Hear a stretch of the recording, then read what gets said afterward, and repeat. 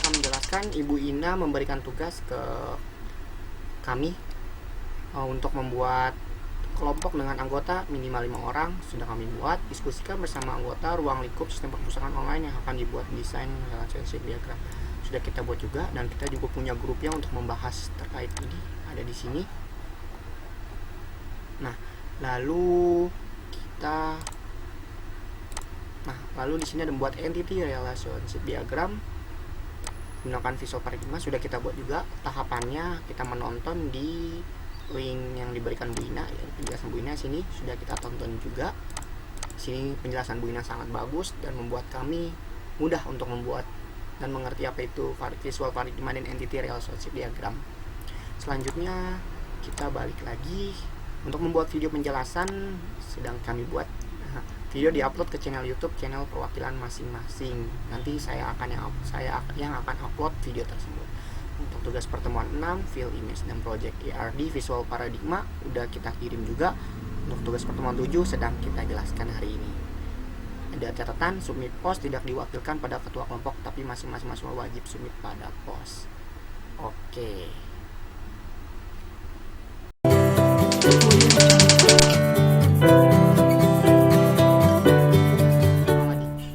Assalamualaikum warahmatullahi wabarakatuh. Ya, nama saya Farhan Ramadan, saya dari kelompok 1. Saya ingin menjelaskan tentang entity relationship diagram yang telah saya buat bersama dengan teman-teman saya. Sebelumnya saya akan mengenalkan teman-teman saya terlebih dahulu.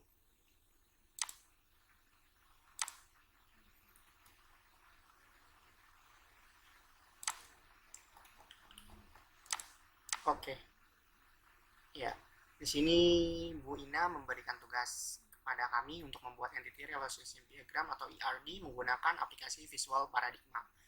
Nah, di sini ada teman saya yang bernama Siti Salma, Ahmad Fauji, saya pribadi, Jeffrey Ferniandi, dan Putri Nabila. Dalam penyusunan ini, kami membagi tugas. Untuk Siti Salma, Putri Nabila, dan Jeffrey Ferniandi, mereka yang menentukan atribut apa aja dan entity apa aja yang dipakai. Untuk Fauji dan saya bagian penjelasan. Di sini kita udah buat skripnya untuk sistem perpustakaan online. Di sini entitas yang kita pakai ada orang, transaksi, dan barang.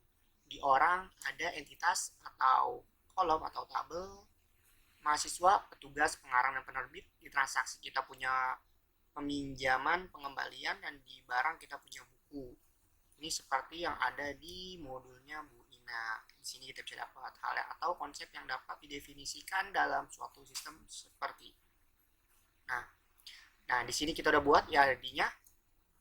Nah, di sini saya akan menjelaskan bagian dari petugas peminjaman mahasiswa, peminjam buku, sampai dengan buku. Saya kecilin. Oke, di sini petugas. Di petugas kita memakai di tabel petugas kita memakai atribut nama petugas, alamat, telepon. Untuk tipe datanya sendiri, ini ya, maaf, ada ID petugas juga. Untuk tipe datanya sendiri kita memakai integer 15 untuk nama, untuk ID, untuk nama 50 varchar, variabel karakter, dan untuk alamat kita memakai 255. Untuk telepon sendiri kita memakai integer dengan banyak huruf dengan banyak karakter 13.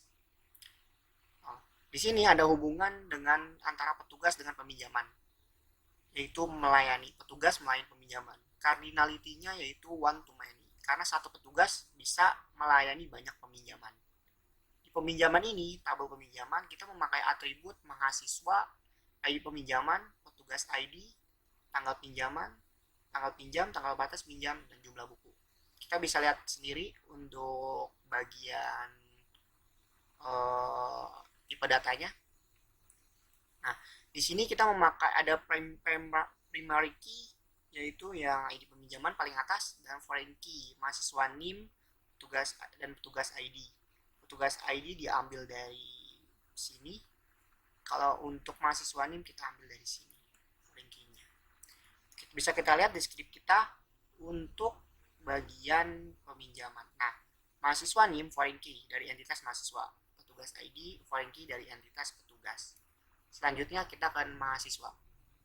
di mahasiswa sendiri, di tabel mahasiswa sendiri kita memakai atribut NIM, nama mahasiswa, jenis kelamin, fakultas, jurusan, alamat, dan telepon.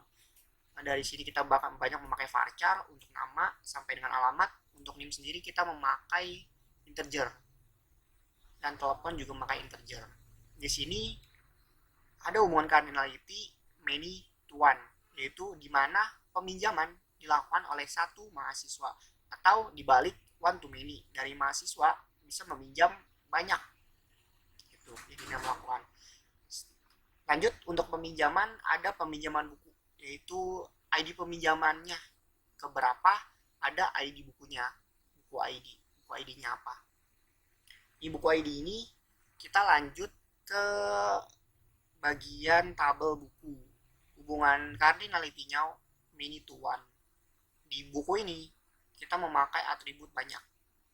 Ada pengarang ID pengarang, ada penerbit ID penerbit, ada judul buku, penerbit, pengarang, tahun terbit, dan jenis buku. Di sini ada foreign key-nya, itu pengarang ID dan penerbit ID, serta primary key-nya, itu ID buku. Ini buku yang akan dipinjam oleh peminjaman atau mahasiswa. Nah, dari buku ini kita bagi dua, yaitu penerbit dan pengarang. Untuk penerbitan sendiri kita menggunakan atribut ID penerbit dengan tipe data integer. Ada juga yang di pengarang kita memakai ID pengarang, karena kita perlu untuk tahu penerbit dan pengarang buku apa yang dipinjam. Satu lagi saya ingin menambahkan untuk di buku, karena di sini hanya bukunya saja. Biasanya kan di perpustakaan online itu kita tahu untuk buku ini, buku ini, buku ini, buku ini ada di mana, bagian mana. Nah, pasti ada tempat penyimpanan, yaitu rak buku. Nah, ini sini kita tambahkan klik kanan, new column, kita tambahkan rak skor buku.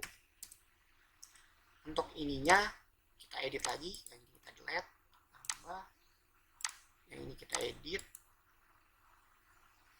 bukan specification, panjangnya 4 aja, pilihnya varchar, karena kita menggunakan kode karakter, huruf, dan angka.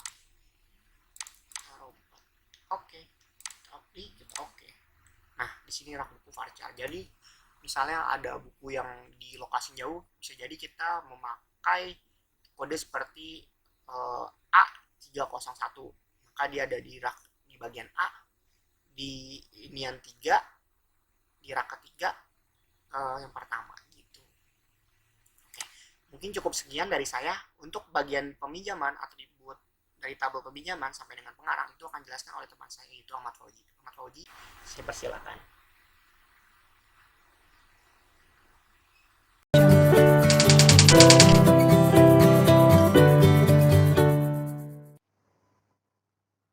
Assalamualaikum warahmatullahi wabarakatuh.